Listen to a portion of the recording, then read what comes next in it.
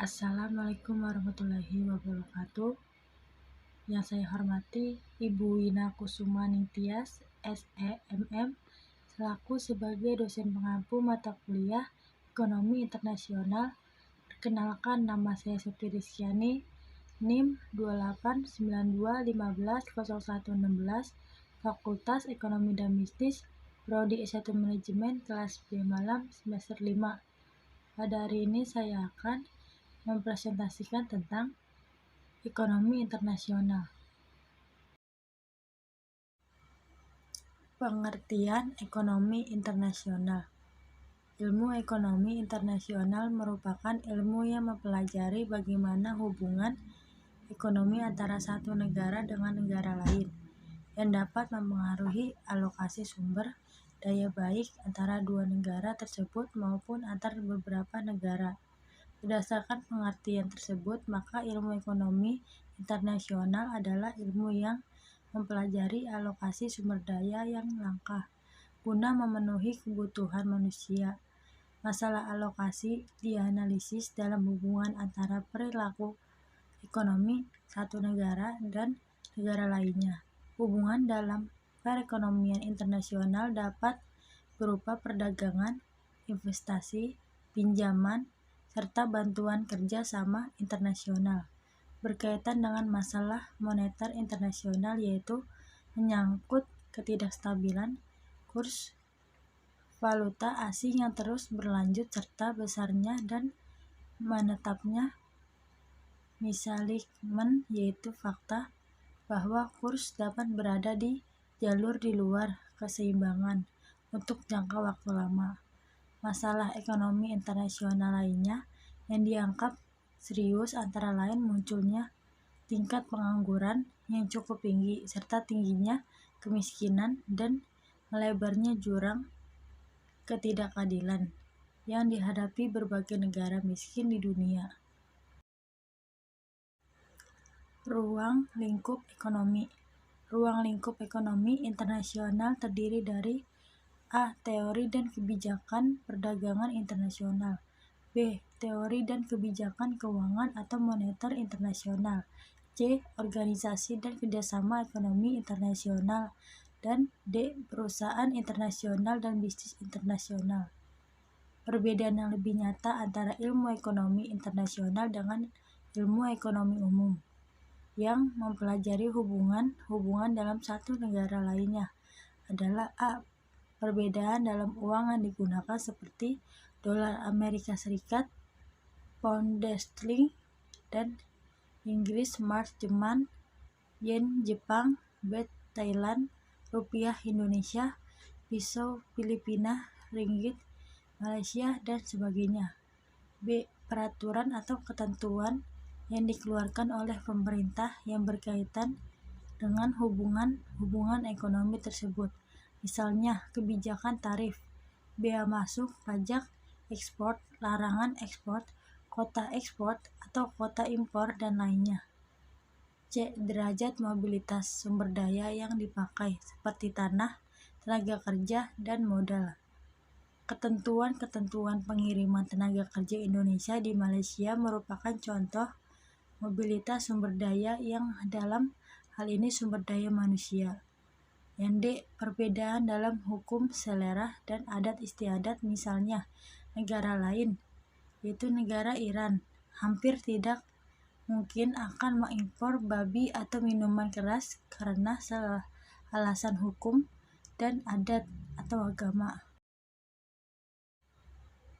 Manfaat hubungan ekonomi internasional, yaitu mempermudah proses ekspor dan impor yang terjadi antar negara.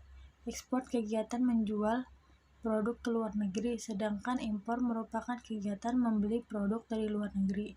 Studi ekonomi internasional sangat penting guna mengukur kemampuan suatu negara dalam kancah globalisasi ekonomi dunia yang ditandai oleh ciri-ciri atau karakter sebagai berikut. 1. Keterbukaan pasar atau liberalisasi perdagangan, arus uang dan transfer teknologi. Kedua, ketergantungan ekonomi suatu negara dengan negara lain yang ditandai adanya perusahaan multinasional, dan yang ketiga persaingan semakin ketat antara negara atau antar perusahaan untuk meningkatkan produktivitas, efisiensi, dan efektivitas yang makin optimal. Timbulnya hubungan ekonomi atau hubungan perniagaan antar negara disebabkan oleh 1. Perbedaan tingkat kelangkaan. Timbul karena adanya perbedaan sumber daya alam dan manusia, sementara kebutuhan manusia bersifat tidak terbatas, baik dalam jumlah maupun jenisnya, serta relatif dinamis sehingga muncul berbagai kemungkinan pilihan untuk memenuhinya. Yang kedua, perbedaan faktor produksi. Perbedaan faktor produksi antara satu negara dengan negara lain akan mengakibatkan negara yang berlebihan dan negara yang kekurangan faktor produksi.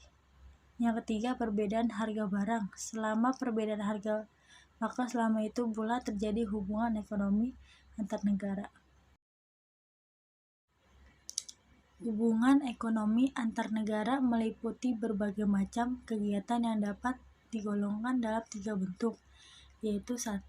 Hubungan ekonomi yang terjadi karena adanya pertukaran atau perdagangan barang dan jasa yang dihasilkan. 2. Hubungan ekonomi yang terjadi karena adanya pertukaran sumber daya ekonomi dan faktor-faktor produksi. 3. Hubungan ekonomi yang terjadi karena adanya hubungan utang piutang, kredit antar negara.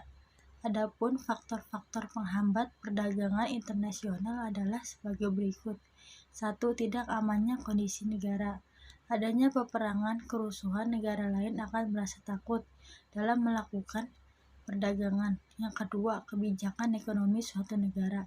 Setiap negara mempunyai kebijakan ekonomi yang berbeda-beda. Terkadang kebijakan tersebut ada yang menghambat proses perdagangan internasional, contohnya pembatasan jumlah impor. Yang ketiga, ketidakstabilan kurs mata uang asing.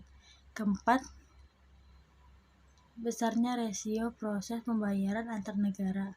Kelima, negara-negara importer akan mengalami kesulitan dalam melakukan pembayaran ketika melakukan kegiatan perdagangan internasional. Risiko perampokan dan pembajakan. Pada umumnya negara eksportir memilih melakukan pembayaran melalui telegrafis atau transfer atau menggunakan L atau C. Kelima, kebijakan impor suatu negara. Salah satunya dengan menetapkan tarif impor yang tinggi untuk melindungi hasil produksinya sendiri. Keenam, rendahnya kualitas sumber daya. Apabila kualitas tenaga kerja rendah, maka barang atau produk yang dihasilkan akan memiliki kualitas yang rendah pula. Yang ketujuh, perbedaan mata uang antar negara. Oleh karena itu, maka untuk melancarkan proses perdagangan internasional perlu adanya penetapan mata uang internasional yang diterima setiap negara. 8. Adanya organisasi-organisasi ekonomi regional.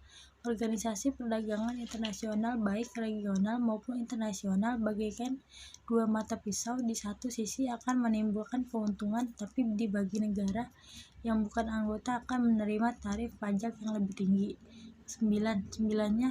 Sempitnya kesempatan kerja. 10. Proses dan ekspor impor yang panjang. Adanya proses dan ekspor prosedur administrasi ekspor impor yang panjang yang harus dilakukan, banyaknya persyaratan yang harus dipenuhi oleh eksportir maupun importir dapat menjadi penghambat dalam perdagangan internasional. Sebelum saya tutup presentasi ini, mohon maaf kurang lebihnya kalau ada salah kata dalam video ini. Terima kasih. Wassalamualaikum warahmatullahi wabarakatuh.